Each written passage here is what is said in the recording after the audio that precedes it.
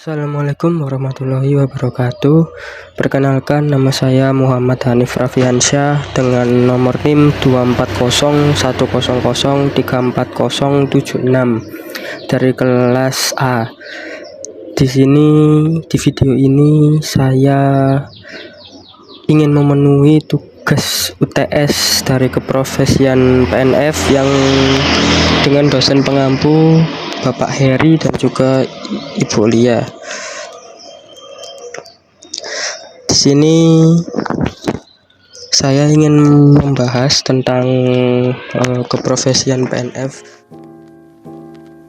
Di slide pertama ini pengertian profesi terlebih dahulu, yang dimana profesi adalah suatu jenis pekerjaan yang memerlukan keahlian, keterampilan, dan pengetahuan khusus yang biasanya itu diperoleh melalui pendidikan dan pelatihan tertentu, dan juga setiap profesi itu memiliki standar etika dan juga tanggung jawab yang harus dipatuhi oleh pelakunya untuk memastikan kompetensi serta kualitas layanan yang diberikan kepada masyarakat.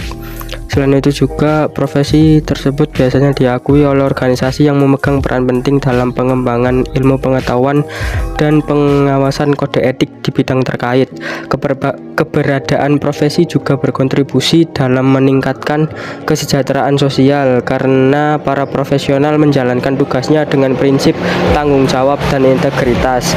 Kita di sini akan menyespesifikasikan pembahasan keprofesian di bidang pendidikan luar sekolah. Nah, di sini saya ingin membahas lebih lanjut tentang salah satu keprofesian di bidang pendidikan luar sekolah, yaitu tutor khusus bahasa asing, yang dimana di sini saya mengerucutkan itu di 3 bahasa, itu bahasa Inggris, bahasa Mandarin ataupun bahasa Jepang.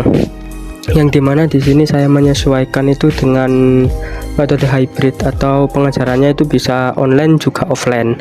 Dan di sini yang dibahas pertama kali adalah peran tutor kursus bahasa asing dengan metode hybrid. Seorang tutor ini harus memiliki peran ganda karena menggunakannya metode hybrid, yaitu bisa tatap muka offline dan online. Metode hybrid ini menggabungkan kedua pendekatan ini supaya pembelajarannya itu bisa fleksibel dan efektif. Ini ada beberapa peran utamanya, yaitu sebagai pendidik bahasa yang dimana membantu peserta menguasai keterampilan bahasa asing, terus fasilitator pembelajaran digital, mengelola platform pembelajaran online seperti Google Classroom, Edmodo, dan Moodle. Selanjutnya pemandu interaksi kelas, menyeimbangkan pengajaran tatap muka dengan teknologi digital, terus sebagai motivator dan juga pembimbing sertifikasi bahasa. Dan di sini sertifikasi bahasa itu ada TOEFL, IELTS, HSK, dan CLPT. Terus yang kedua ada tugas dan tanggung jawab tutor. Itu yang pertama ada pengembangan materi pembelajaran, menyesuaikan kurikulum, menyediakan e-book, video, dan latihan interaktif untuk mendukung pembelajaran. Terus menggunakan LMS seperti Google Classroom atau Moodle. Yang kedua mengajar dan membimbing peserta. Kelas offline untuk latihan percakapan dan interaksi langsung, kelas online via Zoom, Gmeet untuk teori dan diskusi, terus bisa memanfaatkan AI. Terus yang ketiga evaluasi dan umpan balik, bisa kuis, tes, digital, evaluasian seperti itu. Terus yang keempat manajemen pembelajaran hybrid, menyesuaikan jadwal kelas tatap muka dan online, menyediakan rekaman kelas, membangun komunitas belajar melalui WhatsApp ataupun Telegram. Terus yang ketiga tantangannya itu kesulitan dalam menyeimbangkan kelas online dan offline, karena harus bisa pintar-pintar untuk membagi waktu atau manajemen waktu yang disiplin yang baik. Terus yang kedua masalah teknis dalam pembelajaran online, karena kadang ada gangguan koneksi ataupun aplikasinya yang tiba-tiba error atau akun yang tiba-tiba error juga. Terus yang ketiga motivasi peserta yang berbeda. Peserta online itu cenderung lebih pasif dibandingkan peserta offline karena tidak ada pengawasan langsung, jadi kayak lebih bebas kalau yang online itu kan. Terus tutor juga perlu menggunakan teknik game based learning, kuis, dan lain-lainnya. Terus beban kerja yang lebih besar karena harus menyiapkan dua jenis materi pembelajaran. Terus yang keempat, peluang masa depan sebagai tutor kursus bahasa asing. Ini permintaannya tinggi karena adanya globalisasi, sehingga banyak perusahaan mencari tenaga kerja dengan keterampilan bahasa asing. Terus adanya studi ke luar negeri, terus pariwisata dan bisnis internasional. Profesi di sektor ini membutuhkan kemampuan bahasa asing. Terus yang kedua, fleksibilitas karir, bisa bekerja di LKP, sekolah, universitas, atau sebagai tutor mandiri. Bisa menawarkan kelas privat atau grup tanpa batasan lokasi, mengembangkan kursus online di Udemy, Skillshare, atau platform e-learning lainnya. Terus yang ketiga, potensi penghasilan, bisa mengajar lebih banyak peserta dengan model hybrid, menjual paket, terus bisa memberikan tutor bersertifikasi. Terus yang terakhir, pemanfaatan teknologi AI dan kursus berbasis augmented reality dan virtual reality untuk pengalaman belajar yang lebih interaktif. Terus ini selanjutnya ada tinjauan terhadap kebijakan dan isu sosial. Yang pertama itu integrasi pendidikan formal dan non formal. Pemerintah Indonesia melalui Kementerian Pendidikan dan Kebudayaan telah mengintegrasikan jalur pendidikan formal dan non formal untuk memastikan efisiensi birokrasi dan sinkronisasi kebijakan pendidikan. Terus yang kedua, perizinan berusaha berbasis risiko. Peraturan Pemerintah Nomor 5 Tahun 2021 tentang penyelenggaraan perizinan berusaha berbasis risiko memperkenalkan pendekatan baru dalam perizinan usaha, termasuk bagi lembaga kursus bahasa asing. Lembaga kursus kini perlu memahami dan mematuhi ketentuan perizinan yang disesuaikan dengan tingkat risiko usaha guna memastikan operasional yang legal dan sesuai regulasi. Terus yang ketiga, standar nasional pendidikan. Peraturan Pemerintah Nomor 57 Tahun 2021 menetapkan standar nasional pendidikan yang berlaku bagi pendidikan formal, non formal, dan informal.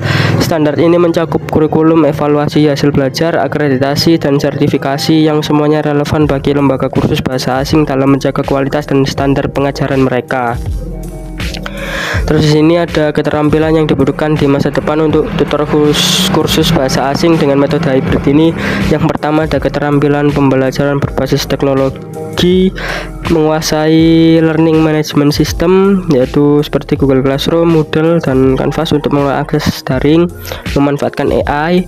Terus yang kedua, kemampuan bahasa dan budaya yang mendalam, memiliki kemampuan bahasa yang fasih, memahami budaya negara asal bahasa untuk mengajarkan konteks penggunaan bahasa yang lebih alami dan akurat.